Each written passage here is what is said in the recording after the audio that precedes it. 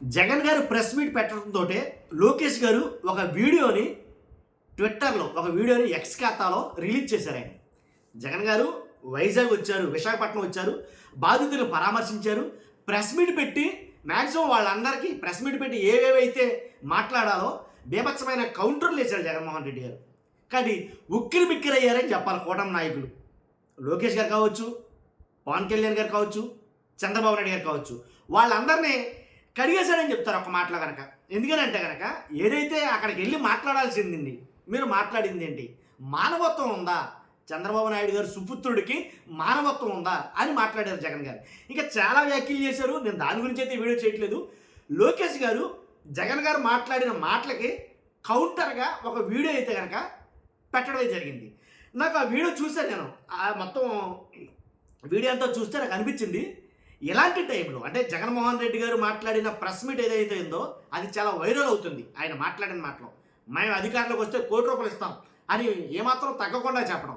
అందుకని మీరు హయాంలో మా హయాంలో 28,000 మంది పనిచేస్తుంటే ఇప్పుడు ప్రస్తుతానికి 16,000 మందికి తగ్గిపోయారు వర్కర్లు. ఇదేంటిది, ప్రైవేట్గానే చేయడమే కదా. కానీ ఇలా చాలా వ్యాఖ్యలు చేశారు. వాటన్నిటికీ ధీటుగా ఉండేటట్టుగా దాని నుంచి జనాలు డైవర్ట్ అవడం కోసమనో లేకపోతే ఎందుకో తెలియదు కానీ లోకేష్ గారు ఒకటి రిలీజ్ చేశారు. అది ఇప్పటితో కూడా కాదు, నాకు తెలుసు ఆ వీడియో.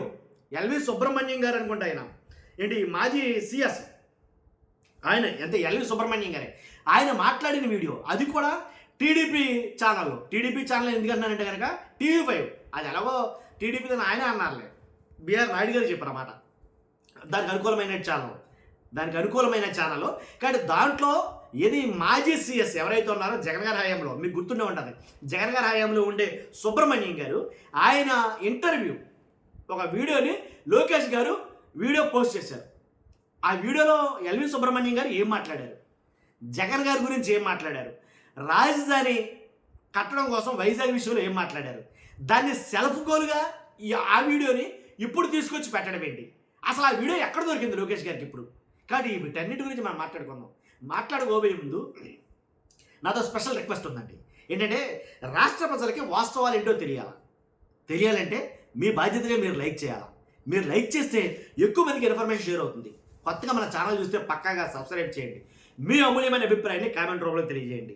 ఇంతకీ జగన్ గారు మన మామూలుగా చాలా ఘాటుగా వ్యాఖ్యలు చేశాడు. ఆయన ప్రెస్ మీట్లో చాలా ఘాటైన వ్యాఖ్యలు అనమాట, మన మామూలుగా కాదు. కాబట్టి మానవత్వం ఉందా అది ఇదని మొత్తం ఒక రకంగా కాదు, ఇక చెలరగబోయాడని చెప్పాలి ఒక మొక్కలో జగన్మోహన్ రెడ్డి గారు.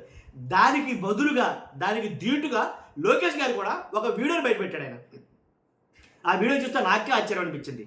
ఆ వీడియోలో ఏముందో మొత్తం నేను అది వినిపిస్తాను, అలాగే చెప్తాను. ఒక మాటలో చెప్పాలంటే, సింగిల్ స్టేట్మెంట్లో చెప్పాలంటే ఆ వీడియో సారాంశం ఏంటంటే, జగన్మోహన్ రెడ్డి గారు వైజాగ్ స్టీల్ ప్లాంట్ని ఏదైతే ఇప్పుడు ప్రమాదం జరిగిందో ఆ స్టీల్ ప్లాంట్ ఉక్కు కర్మాగారాన్ని దాన్ని అక్కడ తీసేసి దాన్ని ఆ ప్లేస్లో రాజధాని కడదాం మనం. అర్థమైంది మరి, 33,000 ఎకరాల్లో క్యాపిటల్ సిటీని నిర్మిద్దాం అని అన్నాడంట. ఎవరి దగ్గర అన్నాడో, ఈ సిఎస్ ఎవరైతే మాజీ సిఎస్ ఎవరైతే ఉన్నారో ఎల్వి సుబ్రహ్మణ్యం ఆయన దగ్గర అన్నాడట. ఆయన మాట్లాడుతున్నాడు. ఆయన ఆ వీడియో అప్పుడు ఎందుకు చేయాల్సి వచ్చింది, ఆయన ఎందుకు మాట్లాడాల్సి వచ్చిందో కూడా నేను చెప్తా.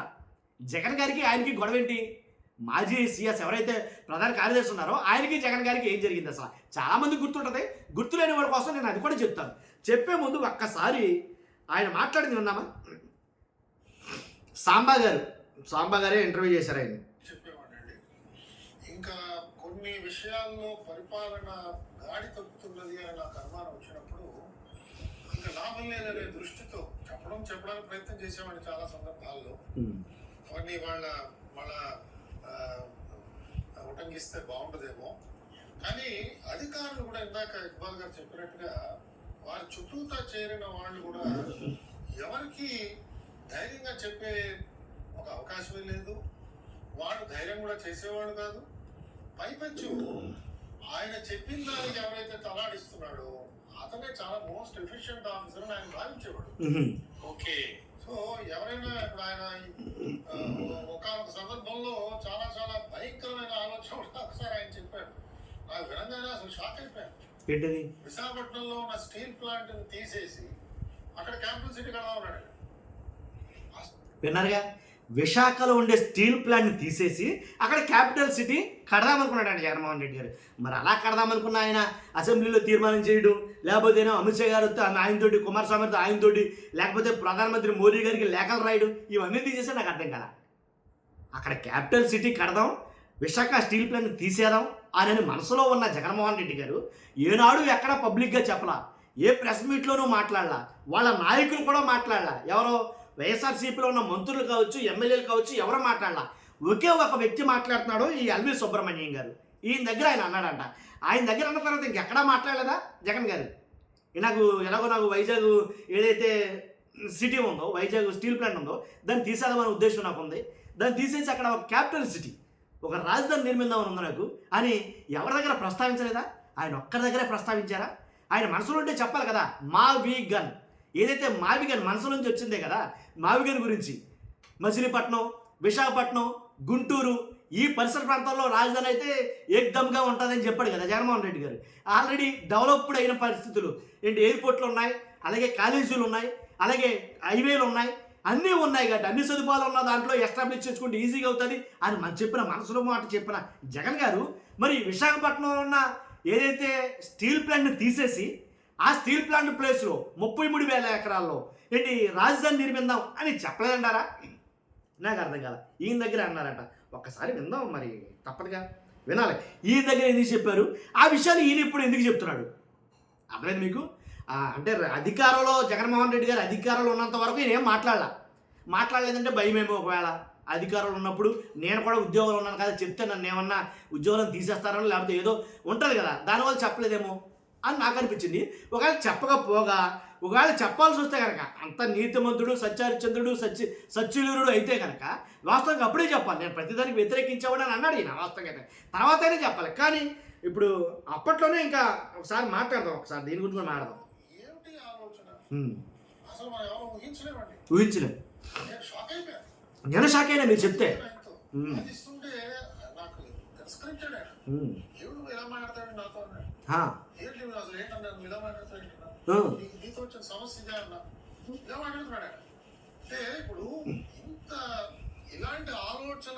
అన్నా ఎందుకు అన్నాడంటే ఆయన జగన్మోహన్ రెడ్డి గారు అన్నాన్ని పిలిచేవారట. ఎందుకంటే కొంచెం బాగా దగ్గరగా ఉండేవారు వాస్తవంగా మాట్లాడాలంటే. ఎందుకంటే కొంచెం అనుభవం ఉన్న వ్యక్తి కాబట్టి ఏదో రాష్ట్రానికి మంచి చేస్తాడనే ఉద్దేశంతో నేను పెట్టుకున్నాడు. ఆయన ఏం జరిగింది అనేది నేను చెప్తా. జగన్ గారంటే ఎందుకు ఈయనకి అంత కోపం వచ్చింది, ఎందుకు యాంటీగా మారాడు ఈయన అనేది నేను చెప్తా. చెప్పకుండా ఉండగా ఖచ్చితంగా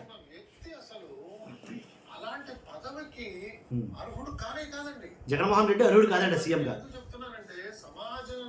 ఎందుకు చెప్తున్నారు తర్వాత వినాలి ఇదంతా. ఆయన ఎందుకు చెప్తున్నాడు అసలు జగన్మోహన్ రెడ్డి గారి గురించి? ఆయన ఇలా చెప్పాల్సిన అవసరమే వచ్చింది ఆయనకి, ఈయనకి ఏంటంత ఇది. కాబట్టి ఏంటంటే కనుక ఈయన ఏదైతే ఆంధ్రప్రదేశ్ మాజీ ప్రభుత్వ ప్రధాన కార్యదర్శిగా అప్పట్లో సిఎస్గా ఉన్న ఈ ఎల్వి సుబ్రహ్మణ్యం గారు మాజీ ముఖ్యమంత్రి వైఎస్ జగన్మోహన్ రెడ్డి గారి దగ్గర ఉండే టైంలో కొన్ని విభేదాలు వచ్చాయి ఇద్దరికనే. విభేదాలు రానంతసేపు, గొడవ రానంతసేపు మనోడేనండి. ఏదైనా కొంచెం మనకు నచ్చం జరిగింది అనుకో, ఆడు ఇలాంటోడు, ఈడు ఇలాంటోడు అని మనం సాకులు చెప్తాం. అది కాదు. నువ్వు నిజంగా రాష్ట్రం మీద ప్రేమే ఉండి ఉంటే కనుక, నువ్వు అధికారంలో ఉన్నా, నువ్వు ఉద్యోగంలో ఉన్నా అప్పుడే చెప్పాలి ఇది కరెక్ట్ కాదని చెప్పేసి. అప్పుడే ప్రశ్న చెప్పకపోయినా అప్పుడే పోయి మీకు కావాల్సిన పత్రికలు ఏవో ఉంటాయిగా, ఈనాడు, ఆంధ్రజ్యోతి, ఎలాగో అప్పుడు గవర్నమెంట్కి యాంటీగా ఉన్నాయి. దాంట్లో కనీసం మీరు డైరెక్ట్గా కాకపోయి ఇండైరెక్ట్గానే లీకులైనా ఇస్తారు కదా. ఆ లీకులు కూడా ఎందుకు ఇవ్వాలా? అర్థమైందా?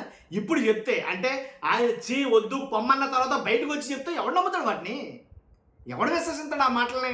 కాబట్టి ఏం జరిగిందంటే కనుక అప్పుడు ఈయన అంటే విభేదం ఎందుకు వచ్చిందంటే కనుక పరిపాలన నిబంధనల ఉల్లంఘనలు, పరిపాలన ఏదైతే ఉన్నాయో కొన్ని నిబంధనలు జగన్మోహన్ రెడ్డి గారు పెట్టినా ఎవరు పెట్టినా వాటిని ఉల్లంఘించి తానే అన్నీ ఇంకా ఏపీకి నేనే దిక్కు దశ, నేనే మెయిన్ అనే ఫీలింగ్ రావడంతో అండ్ ఏముంటుందని అయాం అనే ఫీలింగ్ రావడంతో మొత్తం పరిపాలన ఉండే శాఖలన్నింటి మీద పెత్తనం చెలాయించడం. జగన్మోహన్ రెడ్డి గారు పంపిన ఫైల్ను కూడా 2 రోజులు 3 రోజులు అట్టే పెట్టుకుని లేటుగా పంపిన సందర్భాలు ఉన్నాయట. చాలామంది మాట్లాడుకోవడం జరిగింది ఇది గతంలో. అర్థమైందా మీకు? ఒక సీఎం పంపిన ఫైల్ కూడా ఎందుకు లేట్ అవుతుందంటే సమాధానం లేదు. అలా ఉండి అలాంటి ఇబ్బందులు అయితే కనుక, అలాంటి విభేదాలు అయితే కనుక జరిగాయి. కాబట్టి ఏంటంటే షాకాస్ నోటీస్ జారీ. సీఎంఓలో కీలక అధికారిగా ఉన్న ముఖ్య కార్యదర్శి ప్రవీణ్ ప్రకాష్, మీకు గుర్తున్నాడో లేదో ఒక్కసారి ఆలోచించండి. ప్రవీణ్ ప్రకాష్ ఆయన విషయంలో నిబంధనలకు విరుద్ధంగా వ్యవహరిస్తున్నాడని, ఏంటి తన పరిధిని దాటి వ్యవహారాలు నడుపుతున్నాడని ఎల్వి సుబ్రహ్మణ్యం గారు అప్పట్లో ఆయనకి షోకాజ్ నోటీసులు జారీ చేశాడు. ఆ విషయం సీఎం దాకా వెళ్ళింది. సీఎం కూడా చెప్పకుండా షోకాజ్ నోటీసులు జారీ చేయడం ఏంటి, తర్వాత ప్రభుత్వ స్పందన అంటే జగన్ గారు మిగిలిన వాళ్ళు స్పందన మిశ్రమంగా ఉంది. అప్పుడు ఎల్వి సుబ్రహ్మణ్యం గారికి అనుకూలంగా లేదు. కాబట్టి అప్పుడు ఏం జరిగింది ఏంటి, ప్రభుత్వ ప్రధాన కార్యదర్శి స్థాయి అధికారి సీఎం అధికారికి షోకాజ్ నోట్ జారీ చేయడం అప్పట్లో సంచలనం సృష్టించింది. వాస్తవంగా అయితే దీన్ని జగన్మోహన్ రెడ్డి గారు తీవ్రంగా పరిగణించడం జరిగింది. అక్కడ జరిగింది వీళ్ళిద్దరికీ, అక్కడ చెడిందని చెప్పాలా, అక్కడ స్టార్ట్ అయింది గొడవ. అదిగో నాకు తెలియకుండా నీ బోడి పెత్తనం ఏంటి, డైరెక్ట్గా మాట్లాడాలనుకుంటే అంతే కదా. ఆయనేమో సీఎం, ఈయనేమో సిఎస్, తేడా లేదా సీఎంకి సిఎస్కి. కాబట్టి అక్కడ చెడిన వ్యవహారం చెడుతూ ప్రతి అంశం మీద చెడుతూ వచ్చింది. కనుక ఎక్కడి వరకు వెళ్ళిందంటే ఈయన బదిలీ చేసి దాకా వెళ్ళింది. ఆ బదిలీ కూడా ఈయనకి నచ్చలా. ఎందుకని ఈయనకి బ్యాడ్ అయింది, ఈయనకి తప్పు, ఈయన నా మాటే నెగ్గాలనుకునే తత్వం. కానీ దానివల్ల వాళ్ళిద్దరికి చెడిన తర్వాత బదిలీ జరిగింది. కాబట్టి అంటే ప్రభుత్వం పెద్దలు అలాగే అభిష్టం మేరకు ప్రవీణ్ ప్రకాష్నే సంతకం చేసి ఎల్వి సుబ్రహ్మణ్యం అనూహ్యంగా సిఎస్ పదవి నుంచి బదిలీ చేశారు. అప్పుడు గుర్తుంది, అప్పుడు మీకు గుర్తొచ్చుంటుంది. కానీ బదిలీ చేస్తుందంటే ఆ బదిలీ ఎఫెక్టు ఈ వీడియో ఎఫెక్ట్, ఆ బదిలీ ఈ వీడియోలో మాట్లాడినటువంటి పర్యవసానం అర్థమైంది మీకు. ఆ బదిలీ జగన్ గారు ఎప్పుడైతే అబ్బాయి కుదరదు, ఇలాంటి మన దగ్గర తేవమ్మా, అబ్బాయి అవదమ్మా అని ఎప్పుడైతే జగన్ గారు మాట్లాడారో ఇంకేముంది, ఇంకా ఈయన పాత్ర అంతవరకు తగ్గిపోయింది ఆటోమేటిక్గా. అందువల్ల అక్కడ జరగాల్సిన ఆ ఎమోషన్ అంతా కూడా ఇక్కడికి ఎక్కాడు ఈయన TV5 ఛానల్లో. ఏమని, జగన్ గారు అలాంటోడు, జగన్ గారు ఇలాంటోడు, అంత దారుణమైన వ్యక్తి, కాబట్టి ఇలా చేద్దామనుకున్నాడో, వైజాగ్ని అమ్మేద్దామనుకున్నాడో, లేకపోతే అక్కడ ఏదైతే స్టీల్ ప్లాంట్ ఉందో దాన్ని తీసేసి ఆ ప్లేస్లో రాజధాని కడదామనుకున్నాడో, ఇవన్నీ కూడా ఈయన చెప్పడం జరిగింది. అర్థమైనా, అందుకే చెప్పాడు ఈయన. కాబట్టి ఆయనకి చెడింది అక్కడ వాస్తవంగా అయితే కనుక. అదే నేను మీకు చెప్పాలనుకుంది. కాబట్టి ఈ వీడియోని ఇప్పుడు నారా లోకేష్ గారు సెల్ఫ్ గోల్ కింద ఇప్పుడు ట్విట్టర్లో పోస్ట్ చేశారు దీన్ని. ఎందుకని, జగన్మోహన్ రెడ్డి గారు అక్కడ ఆల్రెడీ వైజాగ్లో మాట్లాడడం జరిగింది. ఆ మాట్లాడిన దానికి కౌంటర్గా వైజాగ్ మీద ఎంత ప్రేమ వలకబోస్తున్న జగన్మోహన్ రెడ్డి గారు ఇదే వైజాగ్ని, ఇదే విశాఖపట్నాన్ని, దీంట్లో ఇదే స్టీల్ ప్లాంట్, అంటే ఏదైతే స్టీల్ ప్లాంట్కి వెళ్ళారో అక్కడ మాట్లాడారో అదే స్టీల్ ప్లాంట్ని తీసేసి 33,000 ఎకరాలు అక్కడ రాజధాని కడదామనుకున్నాడో, ఇదిగో నేను చెప్పడం కాదు సిఎస్ఐ చెప్తాడు అని ఆ వీడియోని ఇప్పుడు పోస్ట్ చేయడం జరిగింది. దీన్ని సెల్ఫ్ గోల్ అనుకుంటారో, లేకపోతే ఇదే నిజం అనుకుంటారో, అసలు అదే కరెక్ట్ అనుకుంటారో మీ ఇష్టం. మీరు ఎలా కావాలితే మీరు ఎలా అనుకోండి. నేను చెప్పాలని చూస్తున్న మీరు అందరూ కూడా మీ అభిప్రాయం ఖచ్చితంగా కామెంట్ రూపంలో తెలియజేయండి. ఇంకా చాలా ఉంది వీడియో, నేను చెప్పడానికి ఇంకా చాలా టైం తీసుకుంటుందని చెప్పట్లేదు. మీ అభిప్రాయం కామెంట్ రూపంలో తెలియజేయండి. ఫస్ట్ అయితే లైక్ చేయండి. Thank you very much.